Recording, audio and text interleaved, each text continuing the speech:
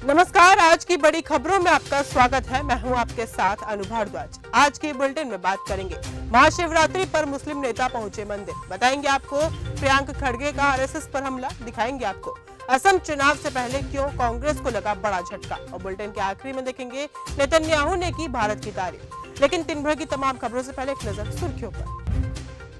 Land for job case में लालू राबड़ी को court से मिली राहत, व्यक्तिगत पेशी से मिली छूट। हैदराबाद में एआईएमआईएम कार्यकर्ताओं पर हमला, पुराने शहर में तनाव, भारी पुलिस बल तैनात। बेंगलुरु में बैंक कर्मी ने लॉकर से चुराए 1 करोड़ का सोना, जुए की लत ने बनाया चोर। महाशिवरात्रि पर मुस्लिम नेता पहुंचे मंदिर। छत्रपति संभाजी नगर में महाशिवरात्रि पर अब्दुल सत्तार के मंदिर दर्शन के बाद कुछ युवकों ने मंदिर को अशुद्ध बताकर गौमूत्र छिड़का। घटना के बाद इस कदम को लेकर विवाद और बहस तेज हो गई है। मैथिली ठाकुर की मां के हीरे के गहने चोरी। दरभंगा के अलीनगर से भाजपा विधायक मैथिली ठाकुर की मां भारती ठाकुर के हीरे जड़ित गहने और घड़ी की चोरी का मामला सामने आया है। घनश्यामपुर थाना क्षेत्र में 1 फरवरी को हुई इस घटना के बाद पुलिस ने प्राथमिकी दर्ज कर जांच तेज कर दी है। पूर्व सीएम गहलोत ने बीजेपी सरकार पर साधा निशाना। राजस्थान के पूर्व मुख्यमंत्री अशोक गहलोत ने सोशल मीडिया साइट एक्स पर पोस्ट कर राज्य की बीजेपी सरकार पर कई गंभीर सवाल खड़े कर दिए। उन्होंने कहा कि उनकी कांग्रेस सरकार ने प्रदेश के लाखों ठेका कर्मियों को शोषण से मुक्त करने के लिए RLSTC के गठन का ऐतिहासिक फैसला लिया था, लेकिन मौजूदा सरकार ने उस पर आगे कोई ठोस कदम नहीं उठाया। असम चुनाव से पहले कांग्रेस को लगा बड़ा झटका। असम में विधानसभा चुनाव से पहले कांग्रेस को बड़ा झटका लगा है। पार्टी के वरिष्ठ नेता और पूर्व कांग्रेस प्रदेश अध्यक्ष भूपेन बोरा ने पार्टी छोड़ दी है। उन्होंने कांग्रेस में सभी पदों के साथ पार्टी की प्राथमिकी सदस्यता से अपना इस्तीफा दे दिया है। थरूर बनना चाहते हैं विदेश मंत्री। कांग्रेस के वरिष्ठ नेता मणिशंकर अय्यर ने फिर से पार्टी के बड़े नेताओं पर तीखा हमला बोला है। एक इंटरव्यू में उन्होंने पार्टी प्रवक्ता पवन खेड़ा को कठपुतली बताया और तिरुवनंतपुरम से सांसद शशि थरूर पर निशाना साधते हुए कहा कि वे एंटी पाकिस्तान हैं और अगले विदेश मंत्री बनने की महत्वाकांक्षा रखते हैं। फलाहारी बाबा ने सीएम योगी को लिखा पत्र। मथुरा के विश्व प्रसिद्ध होली उत्सव को लेकर श्री कृष्ण जन्मभूमि मंदिर केस के मुख्य याचिकाकर्ता दिनेश फलाहारी महाराज ने मुसलमानों को ब्रज की होली से दूर रहने की अपील की है। उन्होंने इस संबंध में यूपी के सीएम योगी को चिट्ठी लिखकर मुसलमानों को इस त्योहार से दूर रहने की मांग की है। मथुरा के साधु संतों ने भी महाराज की इस मांग का समर्थन किया है। प्रियंक खड़गे का आरएसएस पर हमला। कर्नाटक सरकार में मंत्री प्रियंक खड़गे ने कहा कि आरएसएस शैतान संगठन है और बीजेपी उसकी परछाई है। हम सभी शैतान की परछाई से लड़ रहे हैं। अगर हम शैतान से ही लड़ेंगे तो देश सुधर जाएगा। उन्होंने कहा कि आरएसएस के बिना बीजेपी की हालत जनता दल से भी खराब हो जाएगी और ये एक रीजनल पार्टी से भी निचले लेवल पर आ जाएगी। खड़गे ने सुझाव दिया कि जनता दल को अपने नाम से सेक्युलर हटा देना चाहिए।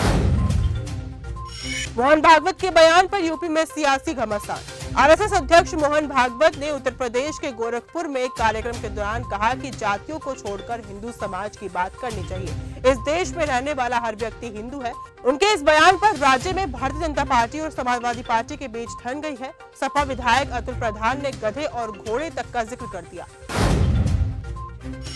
यूपी में 18 जिला अदालतों को बम से उड़ाने की धमकी। उत्तर प्रदेश में 18 जिलों में कोर्ट को बम से उड़ाने की धमकी दी गई है, जिसके बाद जिला प्रशासन अलर्ट मोड पर आ गया है। इस सभी अदालत परिसरों में ईमेल के जरिए बम से उड़ाने की धमकी दी गई, जिसके बाद चारों तरफ अफरा तफरी मच गई। मौके पर पुलिस और सुरक्षा बलों की टीम पहुंच गई है और सघन तलाशी अभियान चलाया जा रहा है। बम स्क्वाड टीम पूरे परिसर की जाँच कर रही है।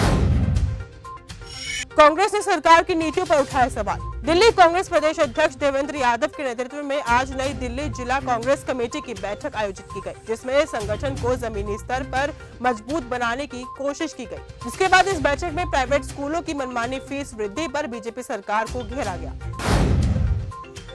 रोहित शेट्टी के घर फायरिंग मामले में नया मोड़। बॉलीवुड डायरेक्टर रोहित शेट्टी के घर हुई फायरिंग के मामले में पुलिस को एक बड़ी सफलता हाथ लगी है। अब तक इस केस में कुल 6 लोगों को हिरासत में लिया गया है और अब खबर आ रही है कि एक और शूटर को गिरफ्तार कर लिया गया है। अमीषा पटेल की बड़ी मुश्किलें। चेक बाउंस केस में राजपाल यादव इन दिनों तिहाड़ जेल में बंद है। वहीं अब बॉलीवुड एक्ट्रेस अमीषा पटेल की मुश्किलें भी बढ़ती नजर आ रही हैं। दरअसल फिल्म अभिनेत्री के खिलाफ उत्तर प्रदेश की मुरादाबाद कोर्ट ने गैर जमानती वारंट जारी किया है। ये मामला 2017 का है और एक्ट्रेस पर धोखाधड़ी का आरोप है। भारत पाकिस्तान मैच पर कांग्रेस ने उठाए सवाल। कांग्रेस नेता उदित राज ने आईसीसी T20 वर्ल्ड कप 2026 में भारत और पाकिस्तान के बीच मैच होने पर सवाल खड़े कर दिए हैं। उन्होंने साफ कहा कि मुद्दा जीत या हार का नहीं है, बल्कि ये है कि आखिर दोनों देशों के बीच क्रिकेट मैच हो ही क्यों रहा है। ICC men's T20 world cup 2026 के इस मुकाबले को लेकर उन्होंने सरकार और व्यवस्था की सोच पर गंभीर सवाल खड़े कर दिए।